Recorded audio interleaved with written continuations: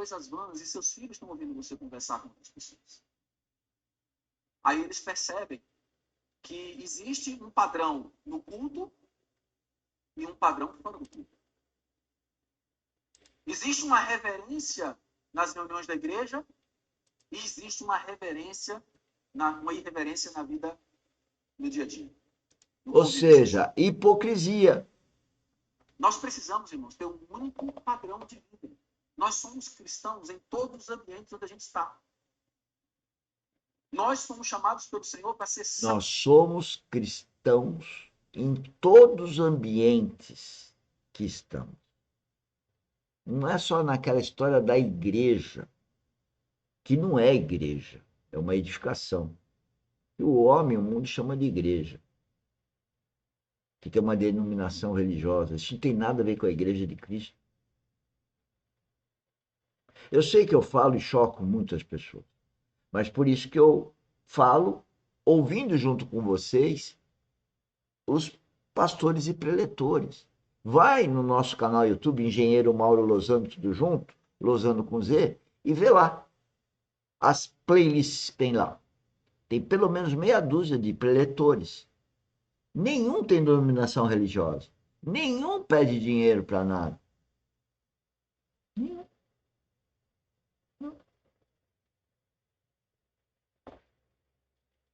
Agora, a gente fala isso já há algumas décadas e está gravado no YouTube há 1 ano e meio. Vai lá, tem horas, muitas horas gravadas. Vai lá. E tudo referenciado na Bíblia. Não é invenção. Eu falo com certa emoção, com certa motivação. É meu jeito, é minha personalidade, foi uma característica que Deus me deu. Né? E o Espírito Santo que me dá esse fogo de falar. Né? Não quer dizer que todo mundo tem que ser igual. Muito pelo contrário, cada um tem um propósito, cada um tem uma característica, cada um tem um dom, cada um tem um talento.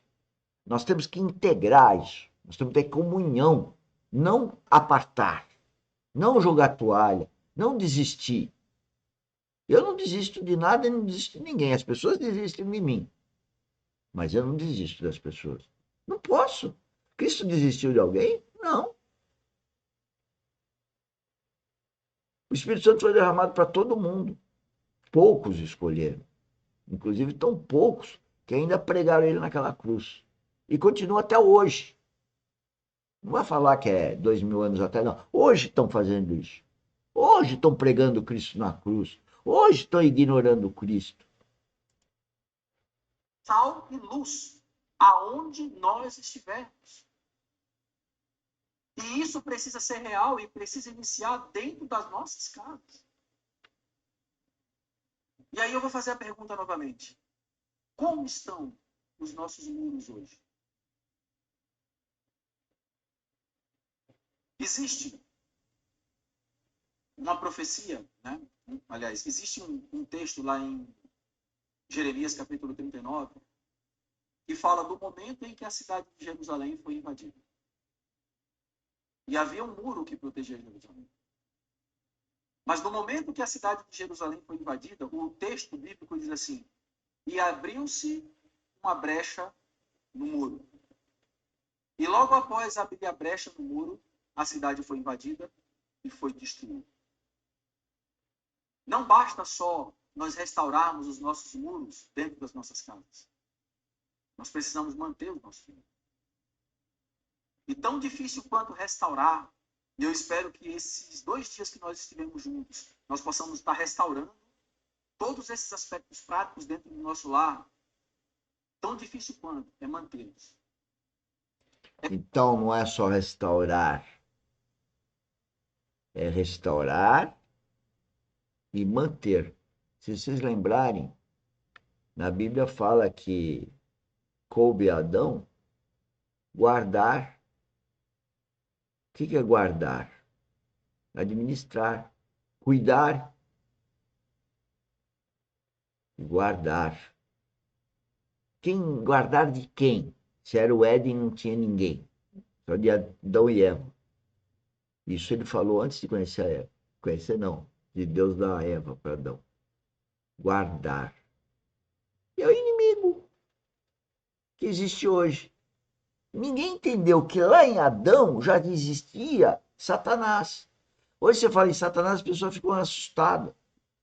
Porque elas não reconhecem que ao derredor de cada um de nós tem Satanás querendo arrumar uma brecha nos nossos muros. Quem são os nossos muros? Espírito Santo. A mente, não é o Espírito Santo. A mente tem brecha. Quem protege o inimigo de entrar nessa brecha? O Espírito Santo. Quem não tem Espírito Santo está desprotegido. Por isso que eu falo que eu estou restaurando os muros. O que é restaurar os muros? É nas relações com as pessoas, está presente em todas. Eu mudei o meu jeito de ser. Por quê? Porque eu estava contando que as pessoas fizessem as coisas que eu dissesse para elas. Mas a hipocrisia não permitiu que isso acontecesse. Não adianta eu falar para uma pessoa A, ela não vai falar A. Ela vai passar pela cabeça dela e o inimigo vai torcer o A. Então vai ser um A distorcido. Então agora eu tenho que falar A, está presente, e ver se ele falou A, para não distorcer. E daí que eu falo lance a lance.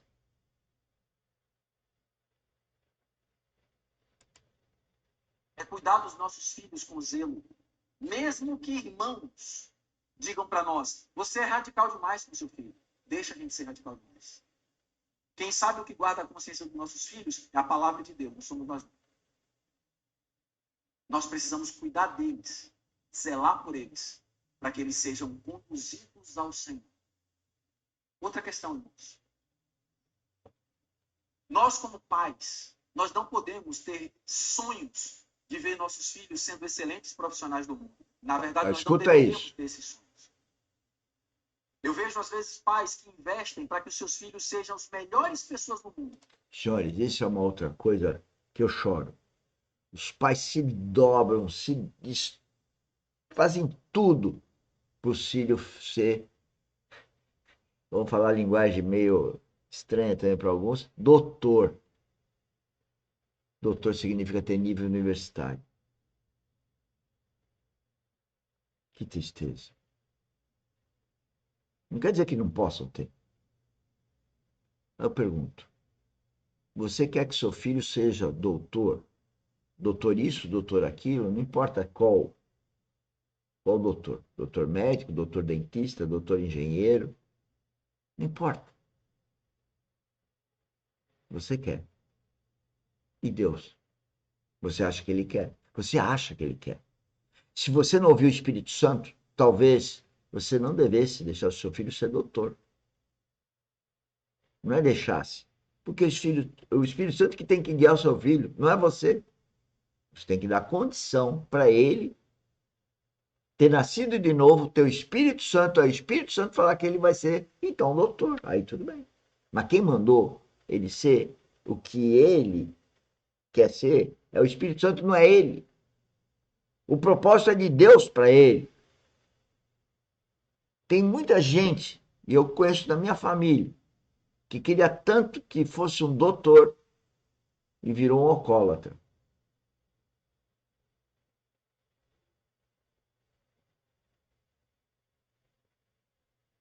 Não é triste? Tanto esforço estragou a vida da pessoa que ela se perdeu. Por quê? Foi guiado pela vontade do Pai terreno, não do Pai celestial. E diga de passagem, não vou falar não, porque é pior ainda do que eu estou falando.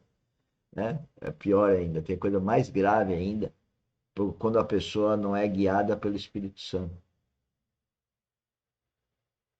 Muito pior. Mas não se desgastam para eles serem bons filhos de Deus.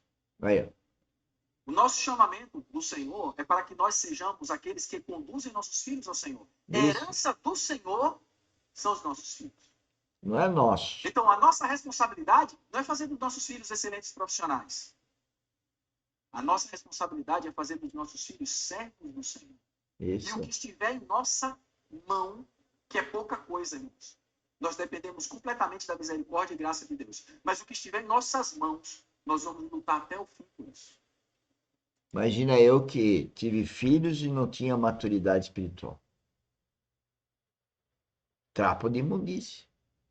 Agora, tem gente que é religiosa, teve o filho, continua religioso, mas quer que a vontade dela seja o que o filho vai ser.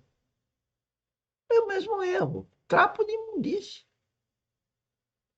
Socialmente, pode ser até que não, mas espiritualmente, sim.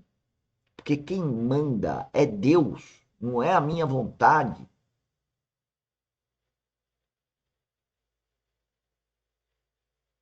Agora, corrigir isso é só com Deus.